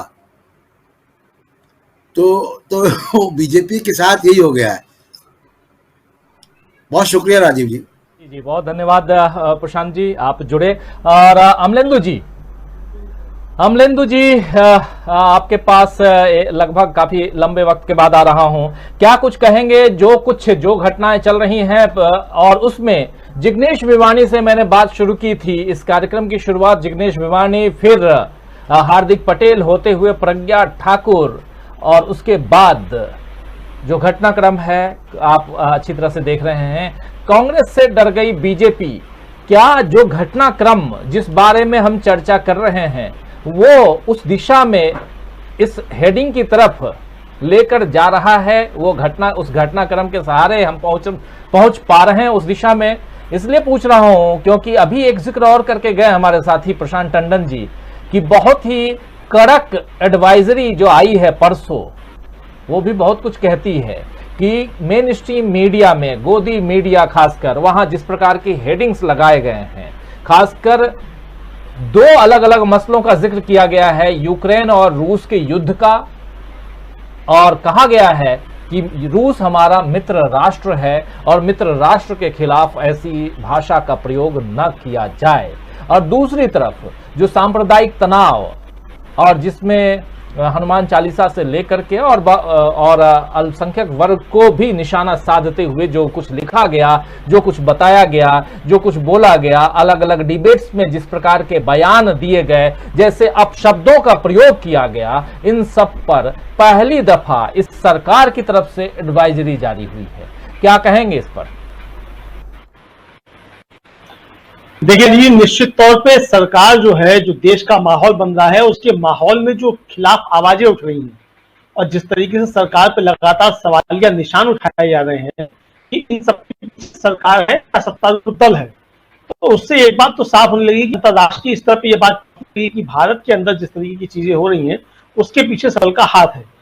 और जब हमारे विदेश मंत्री एस जयशंकर भी विदेश गए तो एक कार्यक्रम में उनसे सीधे सीधे लोगों ने सवाल पूछे इस तरीके के कि क्या भारत में डेमोक्रेसी खतरे में है, क्या वहां हिंदू राष्ट्र बनने जा रहा है, इस तरह की चीजें हैं कि जिस तरीके से अल्पसंख्यकों को टारगेट किया जा रहा है, इस तरीके के सवाल लेकर के मंत्री से पूछे थे। सोशल मीडिया पे वो वीडियो वायरल हो रहा है। तो जाहिर सी बात है कि इस तरीके की चीजें जब अंतर्राष्ट्रीय स्तर पर पहुंचने लगी, तो अंतर्राष्ट्रीय स्तर पर जब ये चीजें पहुंची और देश के अंदर से आवाजें हुई, तो सरकार के ऊपर एक दबाव बना है, इससे कोई इनकार नहीं किया जा सकता है। जाहिर सी बात है कि कांग्रेस से भारतीय जनता पार्टी को खतरा है और हमेशा रहेगा, जब तक कि कांग्रेस मजबूत रहेगी और जब तक कांग्रेस जो है वो इस देश की एक पार्टी है उस पर चलती रहेगी, भारत का जो पूरा एक पैन इंडिया जो है उसको प्रतिनिधित्व करती रहेगी, तब तक भारतीय जनता पार्टी को डर हमेशा लगता रहेगा। तो उसका डर भी इसीलिए है कि अगर भारतीय जनता पार्टी की विभाजनकारी नीतियां जिस तरीके से चल रही हैं, इसके खिलाफ अगर लोग एकजुट होते हैं तो जाहिर सी बात है कि वो एकजुटता कांग्रेस के ही इर्द गिर्द होगी। तो इसलिए कांग्रेस से उसका डरना जो है बिल्कुल स्वाभाविक तौर पे जाहिर होता है और वो डरना भी चाहिए, उसको डर उनको लगता भी रहेगा। इसलिए आप देखेंगे कि जिस भी तरीके से भारतीय जनता पार्टी की जो हार होते हैं वो क्षेत्रीय दलों पे कम होते हैं और कहाँ भी जो है भारतीय जनता पार्टी कांग्रेस के ऊपर हमलावर होती है, जहां कांग्रेस की क्षमता रह नहीं गई है, वहां भी जो उसको हमला जो है कांग्रेस को करना पड़ता है कि कहीं जो है उन जगहों पे भी उसको थोड़ी सी ताकत ना मिल जाए जहां कांग्रेस जो है एकदम लुप्तप्राय हो चुकी है। तो ये कांग्रेस का डर जो है वो भारतीय जनता पार्टी के अंदर से निकल करके बोलता है। अब जहां तक सवाल कांग्रेस इस पे क्या कर रही है, अब महत्वपूर्ण प्रश्न ये है, तो प्रशांत जी जिस तरीके आकर के गए कि जो कमेटी बनी है, 6 कमेटियां बनी है, उसमें जिस तरीके से नाम है, तो एक समन्वय बनाने की भी कोशिश है कि जो अंदर से कांग्रेस के अंदर जो उठापटक चल रही है उस पर भी जो है तरीके से विराम लगाया जाए। हालांकि कांग्रेस के अंदर इस तरीके की उठापटक होना कोई नई चीज नहीं है राजीव जी, ये होता रहा है, पंडित नेहरू के समय में भी होता रहा, इंदिरा जी के समय भी होता रहा, राजीव गांधी के समय भी होता रहा और आज भी हो रहा है, सीताराम केसरी नरसिम्हा राव के समय में हमेशा चलता रहा कांग्रेस के अंदर। लेकिन हर एक इस तरीके की जब घटना होती है उसके बाद है वो फिर से एक नए निखर करके जो नए रूप में सामने आती है, और वो इसलिए निखर करके सामने आती है कि कांग्रेस जो है वो अभी तक जो है आज में मैं कह सकता हूं कि आज की तारीख तक जो है जो आम भारतीय जनमानस है उसके विचारती करती है और सबको साथ लेकर के चलने की, एक सामंजस्य बना के चलने की नीति है, उस पर काम करती है। कल को क्या होगा मैं नहीं कह सकता कि क्या होगा, लेकिन आज की परिस्थिति जो है, आज तक की स्थिति है, उसमें कांग्रेस से करती है, इसलिए भारतीय जनता पार्टी को लगता है। जी अमलेंदु जी, आवाज आपकी कट रही है। राकेश जी आपके पास आना चाहूंगा। कांग्रेस की बात हो रही है और कांग्रेस की मजबूती और इसी से डरती है बीजेपी, क्या कहेंगे इस पर? थोड़ा सा कांग्रेस की क्या मजबूती है और क्यों एक मजबूरी है बीजेपी के लिए कि वो कहे कांग्रेस मुक्त भारत चाहिए, और उसका साथ देते हुए गोदी मीडिया भी, लेकिन उस पर भी अब नकेल कसने की कोशिश। भले एडवाइजरी है, उस एडवाइजरी में किसी भी मीडिया घराने का, किसी भी ऐसे चैनल का या अखबार का नाम नहीं है, खासकर चैनलों के बारे में ये एडवाइजरी है, लेकिन उसमें जिस प्रकार के सेंटेंसेस, जिस प्रकार हेडलाइंस बनाए गए हैं और उसका जिक्र किया गया है कि एक डिबेट में ये हेडलाइंस और इसमें जो बातें हुई, वो बातें जो थी सांप्रदायिक सौहार्द को खराब करने के लिए की गई, और इसका असर सामाजिक तौर पर, मानसिक तौर पर बहुत बुरा पड़ सकता है हमारे देश पर, इसलिए बचने की हिदायत दी जाती है एडवाइजरी में। तो ये सब जो है, क्या इस वक्त वर्तमान सत्तारूढ़ दल दबाव में है, और दूसरा जिस प्रकार कांग्रेस काम कर रही है वो भी एक दबाव क्रिएट हो रहा है क्या? राकेश अचल जी। राजीव जी, बहुत साफ साफ दिखाई दे रहा है कि भारतीय जनता पार्टी ने अपनी राजनीति बचाए रखने के लिए गलत कार्ड चल दिया है सांप्रदायिकता का। इस देश में सांप्रदायिकता जब भी चले गए हैं उन्हें मुंह की खानी पड़ी है। आप देखिए, आप राजनीति को धर्मनिरपेक्षता और सांप्रदायिकता के ध्रुव पर जब कसने की कोशिश करेंगे तो आपके सामने एक तरफ भारतीय जनता पार्टी आएगी और दूसरी तरफ कांग्रेस ही दिखेगी। दूसरे तमाम सारे दल देश में पंजीकृत दल हैं, कांग्रेस का मुकाबला वो नहीं कर सकते, इसलिए कांग्रेस उनका सबसे बड़ा हुआ है। दुर्भाग्य क्या है कि कांग्रेस जो नेहरू के जमाने की कांग्रेस थी या इंदिरा गांधी के जमाने की कांग्रेस थी, वो नहीं है। वो इस सांप्रदायिक ध्रुवीकरण का जवाब, राष्ट्रवाद, कथित राष्ट्रवाद के हवा खड़ा करने का जवाब उस ढंग से नहीं दे पा रही है जैसा कि नेहरू ने, इंदिरा ने अपने समय में दिया। आप मुझे अगर 10 सेकंड का समय दें तो मैं आपको एक छोटा सा प्रसंग नेहरू का उल्लेखित करना चाहूंगा। नेहरू ने 15 अगस्त 1950 को अपने भाषण में कहा था कि आजादी के माने यह नहीं है कि हर आदमी आजादी के नाम पर हर बुरा काम करे, सांप्रदायिकता फैलाए, संकीर्णता फैलाए। आप अपने ख्यालात का आजादी से इजहार कीजिए, लेकिन उसके माने यह नहीं है कि अखबारों में हर एक को गालियां दीजिए। आज यही हो रहा है। तो आज राष्ट्रवाद खतरे में नहीं है, आज खतरे में जो है देश की आजादी है, आम आदमी की आजादी है, जिसे संविधान ने संरक्षण दिया है। और दुर्भाग्य देखिए आप कि ये हवा इतना बड़ा खड़ा कर दिया है सांप्रदायिकता का कि जिस अदालत पर इस देश की आम जनता का बहुत भयंकर भरोसा है, वो भी सुर में सुर मिला रही है सत्ता के। आप हनुमान चालीसा पढ़ने की अगर कोई बात करते हैं तो उसको राष्ट्रद्रोह मान रही है। आप जमानत की याचिका लगाते हैं तो उसको खारिज करके आपको फटकार रही है। अरे भाई, राष्ट्रद्रोह को समझिए, हनुमान चालीसा को समझिए, अजान का विरोध समझिए, सब तीनों अलग अलग मुद्दे हैं। इसको आप कहां से कहां ले जा रहे हैं? तो भय और आतंक दोनों के मोर्चे खोलकर भारतीय जनता पार्टी ने अपने गले में फांस फंसा ली है। वो कांग्रेस के दबाव में भी है और जनता के अंदर जो आक्रोश पनप रहा है वो भी उससे साफ दिखाई दे रहा है। गोदी मीडिया भी गोदी में चढ़े चढ़े पिछले 7 साल में कसमसाने लगा है, इसलिए वो अपने ढंग से अब बोलने की कोशिश कर रहा है और इसीलिए एडवाइजरी जारी करके गोदी मीडिया की मुस्कें फिर से कसने की कोशिश की जा रही है। तो ये खतरा आजादी का खतरा है, ये खतरा राष्ट्रवाद का खतरा नहीं है, ये खतरा सांप्रदायिकता और धर्मनिरपेक्षता के बीच जो द्वंद्व चल रहा है उससे होने वाले परिणामों का खतरा है। और इसका मुकाबला मुझे लगता है कि सिर्फ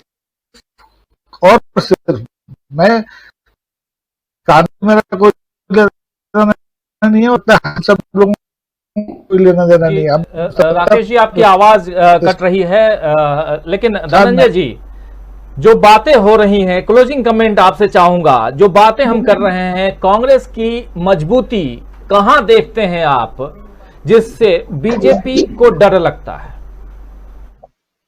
देखिए, कांग्रेस की सबसे बड़ी मजबूती तो जो है वो है उसका विचार।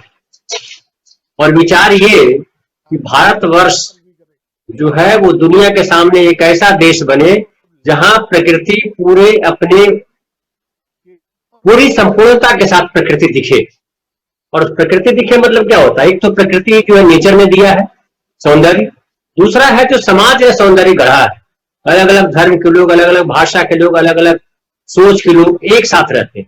इसलिए जब देश आजाद हुआ और पहली सरकार बनी, तब जनता ने तो सरकार को चुना नहीं था, वो सरकार तो कंप्लीटली जो है वो कांग्रेस के जो उस समय नेता थे उन लोगों की चुनी हुई सरकार थी। नेता खुद ही तय किए थे कि भाई कांग्रेस ने तय किया था कि कौन प्रधानमंत्री बनेगा, कौन क्या मंत्री बनेगा, और उसमें श्यामा प्रसाद मुखर्जी जी को भी बनाया गया था मंत्री, अंबेडकर साहब को भी मंत्री बनाया गया, दूसरे और लोगों को भी मंत्री बनाया गया। तो एक जो सामाजिक ढांचा गढ़ा गया आजाद भारत के बाद, देश की आजादी के बाद, वो सबसे बड़ी मजबूती है इस देश की कांग्रेस की। ठीक है, कांग्रेस में भी सत्ता के साथ जो है कई सारी विकृतियां आती है, कांग्रेस में भी आई, विकृतियों से कोई जो है ये नहीं है, कोई नहीं कह सकता कि हम में अवगुण नहीं है, हम आप जो है उनमें भी अवगुण है, लेकिन अवगुण ज्यादा है या गुण ज्यादा है, आपकी नीयत कैसी है, आप सोच कैसी रखते हैं, ये सबसे महत्वपूर्ण है। तो कांग्रेस पार्टी जो है कभी किसी व्यक्ति विशेष के खिलाफ जो है, वो चाहे इमरजेंसी की बात करें तो क्या इमरजेंसी के समय क्या किसी व्यक्ति विशेष के खिलाफ लड़ाई चल रही थी? क्या किसी धर्म के खिलाफ लड़ाई थी? क्या हिंदुस्तान में अगर आप कांग्रेस को कहे, जब ये जो आरोप लगाते हैं मुस्लिम परस्त होने का, तो क्या हिंदुओं के खिलाफ कोई आंदोलन किया इन लोगों ने? तो ये जान करके फैलाते हैं। और चूंकि हमारे देश की एक बात, बड़ी गंभीर बात है ये जो कि हमारे देश की आज भी 40% आबादी निरक्षर है, वो नहीं पढ़ती है, और जो 60% आबादी है उसमें भी से 98% आबादी है जो किताब पढ़ती सिर्फ नौकरी के लिए है, डिग्री हासिल करने के लिए पढ़ती है। नौकरी मिल गई, किताबों से तौबा हो जाता है। आप देख लीजिए कि इतना बड़ा हमारा हिंदी का बेल्ट है, हिंदी समाज है, अब बड़े बड़े उपन्यासकार या कहानीकार या कवि जो है कहते हैं कि हमारी किताबें बिकती नहीं है, 1500 किताबें बिकती है तो धन्य हो जाते हैं। तो जिस समाज में पाठक ही न हो, जिस समाज में विचार पे चर्चा करने के लिए समय नहीं है आपके पास मैं अक्सर बोलता हूं कि उत्तर प्रदेश और बिहार में आइए तो आप देखिए जो पूरा हिंदी बेल्ट है, वहां सौंदर्य बोध नाम की चीज ही नहीं है, सुंदरता को पहचानते नहीं है। वो शादी करने जाइए अगर लड़की की, तो पूछेंगे लड़की के शादी करने आए तो बजट क्या है, वो ये नहीं बोलेंगे कि लड़की जो है शादी करने के लिए आए तो लड़की कैसी सुंदर है, कितनी पढ़ी लिखी है, क्या सोच रखती है, इस पे चर्चा नहीं करेंगे। लड़के को देखने जाएंगे तो बोलेंगे कितना घर है इसके पास, कितना कमाता है, लड़का कितना सुंदर विचार रखता है, इस पे चर्चा नहीं करते। तो ये हमारे देश में जो चीजें जो विकृति है बेसिकली हमारे समाज की। आप जब जितने ग्रंथ हम पढ़ते हैं, जितने शास्त्र हमारे पास हैं, वो शास्त्र तो मानवीयता की बात करते हैं। और मैं फिर दोहरा रहा हूं इस बात को कि क्या विवेकानंद से ज्यादा बड़े हिंदू समाज के प्रवक्ता हो सकते हैं संघ के लोग? ये प्रज्ञा ठाकुर, ये मोदी जी या कोई भी जी है, जितने जी लगा दीजिए, क्या विवेकानंद से ज्यादा बड़ा प्रवक्ता है हिंदू समाज के? उन्होंने क्या कहा था? क्या कहा था कि हिंदुओं को यहाँ आजादी नहीं है? क्या उन्होंने कहा था कि हिंदू बड़े शोषित हैं? उन्होंने तो कहा था कि धर्म को साइड कर दीजिए और पूरी मानवीयता को लेकर के, सबको साथ लेकर के, पूरे भारत को साथ लेकर के आगे बढ़िए ताकि भारत का नाम जो है दुनिया में हो।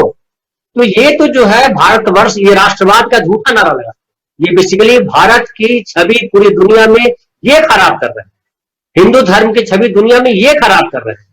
और ये मैं फिर एक कहानी सुनाऊंगा कि जो गांव में पहले चोर आते थे चोरी करने के लिए, तो बैल चुरा करके जब भागते थे तो बैल के गले में जो घंटी लगी होती थी ना, तो चोर के कुछ साथियों घंटी लेकर के दूसरी दिशा में चले जाते थे और बैल लेकर के दूसरी दिशा में चले जाते थे कुछ चोर उनके साथी। तो गांव के लोग समझते थे घंटी जिधर से बज रही है उधर बैल लेके गया, उस दिशा में भागते थे लोग। तो वही एक काम करते, कथनी और करनी इनकी बिल्कुल अलग। ये गोदी मीडिया कह करके उनको समझा रहे हैं, डायरेक्टिव दे रहे हैं, लेकिन इनके अपने जो प्रवक्ता है, संबित पात्रा हो या इनके अपने जो सांसद हैं, वो प्रज्ञा ठाकुर हो, वो क्या बोलते हैं, इनके जो मंत्री हैं वो क्या बोलते हैं। अभी आपने पढ़ा होगा 2-3 दिन पहले मैंने देखा कि मंत्री कह रहे हैं कि पैसे खाइए लेकिन सब पैसे खुद मत खा जाइए। बताइए, ये भ्रष्टाचार के खिलाफ क्या लड़ने की बात कर रहे हैं? अगर भ्रष्टाचार के खिलाफ लड़ते तो क्या 5000 करोड़ की प्रॉपर्टी इस पार्टी के पास होती? 70 साल से देश की आजादी के बाद जो कांग्रेस पार्टी सत्ता में रही, अगर मान लीजिए 50 साल सत्ता में रही, उनके पास 1000 करोड़ नहीं है और ये 10 साल में 8 साल में इतना पैसा कमा लिए। तो ये क्या है? ये बॉन्ड का जो सिस्टम लाया क्या है? तो ये एक आदर्श जो शब्द है, लाइनें हैं, सदा सच बोलो, ऐसा बोलेंगे लेकिन वो झूठी बोलेंगे। मुंह में जिसको कहते हैं कि मुंह में राम, क्या मुंह में राम बगल में सूरी, तो ये इनकी नीति है। और इससे मुझे लगता है बीजेपी से डरने की जरूरत नहीं है। कांग्रेस के अंदर विचार ही उसकी मजबूती है और उस विचार पे खड़े रहना है। अब एक दुर्भाग्य की बात है कि कांग्रेस में ढेर सारे नेता हैं जो सत्ता के लालची हैं बेसिकली, जिनको लगता है कि सत्ता नहीं है तो क्यों यहाँ। हम सॉरी टू से, लेकिन हार्दिक पटेल का जो पिछला बयान था वो क्या था, उसने क्या कहा था कि मुझे अपना करियर बनाना है। अरे तुम करियर बनाने आए हो या देश की सेवा करने आए हो? माधवराव सिंधिया चले गए कि हम देश की सेवा नहीं कर पा रहे हैं, तो नागरिक उड्डयन मंत्री बनने के बाद देश की सेवा कर रहे हैं। तो ऐसे कई लोग हैं। तो अब सचिन पायलट क्या कर रहे हैं, वहां अशोक गहलोत से लड़ाई लड़ रहे हैं मुख्यमंत्री पद के लिए। आप कांग्रेस पार्टी को मजबूत करने के लिए, कांग्रेस पार्टी को इसलिए मजबूत करना है कि राष्ट्र मजबूत हो, उस पर आप विचार नहीं कर रहे हैं। तो लेकिन देर सवेर, अभी ठीक है सत्ता में नहीं है, कांग्रेस से खराब समय है, लेकिन मुझे लगता है विचारों पे खड़ा रहना जरूरी है। और एक आखिरी लाइन से अपनी बात खत्म करूंगा कि फिल्म में एक डायलॉग था, अमिताभ बच्चन की शायद कोई फिल्म थी वो, उसमें कहा था कि जहां मैं खड़ा होता हूं लाइन वहीं से शुरू होती। तो विचार जो है कांग्रेस के पास है, जो मध्य मार्गी विचार है, जो सबको साथ लेकर चलने की बात है। ये भले कहते हैं सबका साथ सबका विकास, लेकिन सबका साथ सबका विकास कहां? आप तो बोलते हैं कि हिंदू के अलावा कोई होगा नहीं, तो सबका साथ कैसे है भाई? लेकिन कांग्रेस जेन्युइन तरीके से सबका साथ सबका विकास की बात करती है। तो विचार ही रहेगा, विकार बहुत दिनों तक नहीं रहेगा, ये बादल छट जाएगा। और मुझे लगता है इस देश में असली राजनीति जो है वो जनता करती है, नेताओं के बूते की बात नहीं है राजनीति। नेहरू जैसे, गांधी जैसे लोग अभी नहीं है देश में। तो हम जो जनता जिसको हम समझ रहे हैं कि बेचारी है, वो जनता बेचारी नहीं है, इनको सबक सिखाएगी। लाइन हम जहां से खड़े होते हैं लाइन वहां से लगती है, और ये यहीं से विचार की जो है वो शुरुआत होती है। तो कांग्रेस के पास विचार हैं, मध्य मार्गी विचार, सेंटर टू लेफ्ट कहते भी हैं, और राइट में, अल्ट्रा राइट में अभी सत्तारूढ़ दल है, आप सब अच्छी तरह से जानते हैं। और चाहे सचिन पायलट हो, चाहे ज्योतिरादित्य सिंधिया हो, या इधर जो सचिन पायलट तो अभी राजस्थान में सत्ता हथियाने की जुगत में अभी से नहीं, बहुत दिनों से लगे हुए हैं। ये भी आप सब जान रहे हैं, अशोक गहलोत और सचिन पायलट के बीच जो कुछ चल रहा है। लेकिन उधर मध्य प्रदेश में ज्योतिरादित्य सिंधिया ने सत्ता को हाथ में दे दिया। किसके हाथ में? तो बीजेपी के हाथ में, और खुद भी मलाई खा रहे हैं। तो वैसी स्थिति कहीं हार्दिक पटेल भी न निर्मित कर दें, या और भी नए नेता जो हैं, नए नवेले से मतलब है कि युवा नेता, युवाओं के हाथ में। और इन्हीं युवाओं में से एक युवा कांग्रेस का नेता भी है जो अध्यक्ष है, वीवी श्रीनिवास। कितनी मेहनत वो बंदा करता है आप सब अच्छी तरह से देखते हैं। मैं बिल्कुल सल्यूट करता हूं ऐसे लोगों को, जो चाहे सोनू सूद हो, चाहे ये दो नाम बार बार आते हैं सामने, और वो भी कोरोना की पहली और दूसरी लहर में, पहली लहर में सोनू सूद और दूसरी लहर में उनका साथ देते हुए वीवी श्रीनिवास। और इन लोगों ने जितनी मेहनत की, वहां इन लोगों ने नहीं देखा कि आप किस विचारधारा के हैं। उन्होंने उस समय इन लोगों ने ये देखा था कि हाँ, रोगी है, बीमार है, कोरोना से पीड़ित है और उसकी मदद करनी है। तो आइए निकलिए, यहीं से विचार की उत्पत्ति होती है। जब आप दूसरों की मदद करने के लिए आगे आते हैं, विचार बनते कैसे हैं? हम विचारों की बात कर रहे हैं, कांग्रेस की विचार की बात कर रहे हैं, लेकिन विचार की उत्पत्ति कैसी होती है, ये अगर आप सोचेंगे तो आपको समझ में आएगा कि आपके कर्मों से विचार की उत्पत्ति होती है। आप अच्छे कर्म करेंगे, अच्छे विचार खुद ब खुद आएंगे और वो आप फैलाएंगे अपने समाज में। क्या कांग्रेस में जो कुछ लोग हैं वो ऐसे विचारों को आगे ले जाने के लायक हैं? ये भी कांग्रेस को सोचना है। लेकिन इन्हीं विचारों से और इन्हीं अच्छे कर्मों से डर लगता है बीजेपी को। जो हम लिख रहे हैं कि कांग्रेस से डर गई बीजेपी, जी हां, बिल्कुल सही लिख रहे हैं। और डंके की चोट पे ये बात, इस बात पर एक्सक्लामेटरी के साथ हम लिख रहे हैं, लेकिन दावे के साथ कह रहे हैं कि बीजेपी यहां डरी हुई है। इसलिए तो बीजेपी बार बार कहती है कांग्रेस मुक्त भारत। और जहां कांग्रेस और बीजेपी आमने सामने लड़ती है, वहां क्यों आम आदमी पार्टी को ले जाकर खड़ी कर रही है? आने वाले समय में 2 राज्यों में चुनाव हैं जो घोषित तौर पे जो हैं। आगे हो सकता है कि जम्मू कश्मीर में भी चुनाव करवा दें, लेकिन ये जो 2 राज्य हैं वो हैं हिमाचल प्रदेश और गुजरात। और यहाँ आम आदमी पार्टी क्या कर रही है? जाना चाहिए, बिल्कुल जाना चाहिए, लेकिन क्यों बी टीम कहा जा रहा है आम आदमी पार्टी को? ये बहुत सारी चीजें हैं, बहुत सारी बातें ये चलती रहेंगी। बहुत सारे हमारे साथी कमेंट बॉक्स में कमेंट भी कर रहे हैं, और प्रशांत किशोर के बारे में भी कौशिक देवराय भी पूछ रहे हैं। प्रशांत किशोर का चैप्टर अभी ओपन है और वो कब क्लोज होता है हम देखेंगे। ओपन से मतलब यह है कि वो अभी तक ये कहा जा रहा है कि वो कांग्रेस ज्वाइन करने वाले हैं। तो बहुत कुछ कांग्रेस के पिटारे से आने वाला है, आने वाले समय में आपके सामने हम रखेंगे। हमारे साथ इस वक्त 3 साथी, वरिष्ठ साथी जुड़े हुए हैं जिनसे हम चर्चा कर रहे थे, जिनके विचार आप सुन रहे थे। राकेश अचल जी वरिष्ठ पत्रकार हैं, लंबा अनुभव है पत्रकारिता का और पॉलिटिकल एनालिसिस इनकी सटीक होती है। राकेश अचल जी हमारे साथ रहे और साथ में धनंजय कुमार जी। अब आप सुन ही रहे थे अभी धनंजय जी की विभाग बातें। अमलेंदु उपाध्याय जी की आवाज थोड़ी कट रही थी, लेकिन अमलेंदु जी भी अपनी विभाग टिप्पणी के लिए जाने जाते हैं। साथ में 2 साथी और हमारे साथ जुड़े रहे, प्रशांत टंडन जी और प्रेम कुमार जी। तो आप 5 वरिष्ठ साथियों को तहे दिल से मैं शुक्रिया अदा करता हूं कि आप लोग हमारे साथ जुड़े और इस कार्यक्रम की शोभा आपने बढ़ाई, अपने विचार यहां पर रखे, उसके लिए बहुत बहुत धन्यवाद देता हूं। और हमारे तमाम साथी जो इस वक्त जुड़े हुए हैं, अपनी बात रख रहे हैं। दिनेश पांडे जी कह रहे हैं अरविंद केजरीवाल आरएसएस की बी टीम है, और IWF क्लासेस कह रहे हैं आप सही हैं। ऐसे ही कौशलेंद्र कुमार सिन्हा कह रहे हैं कि पाकिस्तान से भी घटिया बना दिया है देश को सरकार ने। और सुमोर अली कह रहे हैं only futures are anti RSS। और अफरोज आलम कह रहे हैं कि सर कांग्रेस आज भी 12 करोड़ वोटर्स के साथ देश की सबसे बड़ी दूसरी पार्टी है। बिल्कुल सही कह रहे हैं, बीजेपी कांग्रेस की विचारधारा से डरती है जो देश के जन जन में बसती है। बिल्कुल सही अफरोज आलम जी, सटीक बात आपने लिखी है। मोहम्मद शरीफ कह रहे हैं कि जब छोटे थे तो स्कूल में सभी दोस्त मिलकर एक साथ बैठकर खाना खाते थे, और जब बड़े हुए तो हिंदू मुस्लिम में बट गए, नफरत की आग में कब झुलस गए पता ही नहीं चला। बहुत सही कह रहे हैं मोहम्मद शरीफ जी, बहुत सही कह रहे हैं। और यही तो दुख की बात है कि हमने इस देश को कहां पहुंचा दिया है, और उसके सहभागी हम भी हैं। हम जो यहां बातें कर रहे हैं हम सब हैं। हमारे साथ जुड़े हुए हैं ओम प्रकाश तिवारी जी, अपनी टिप्पणी के लिए जाने जाते हैं। लगातार ओम प्रकाश जी हमारे साथ जुड़े रहते हैं और बातें करते हैं, लिखते हैं कमेंट बॉक्स में। लिख रहे हैं कि कांग्रेस को हार्दिक पटेल और जिग्नेश मेवानी पर विशेष ध्यान देना चाहिए।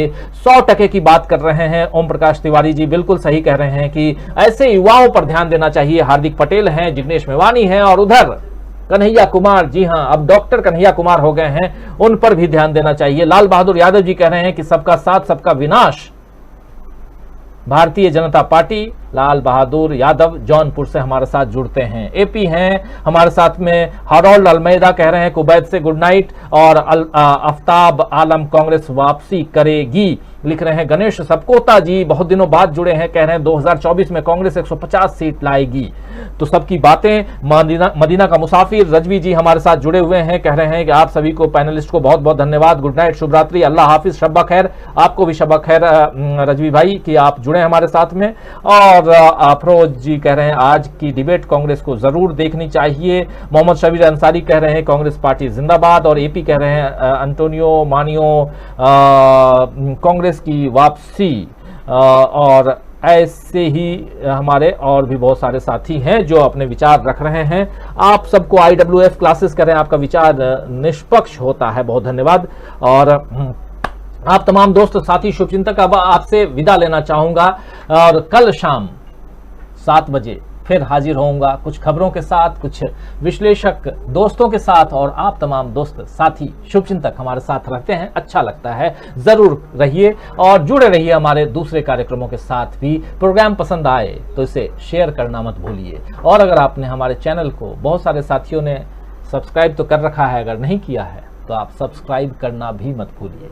देखते रहिए, जुड़े रहिए हमारे साथ। नमस्कार, गुड नाइट, शुभ रात्रि, शब बखैर।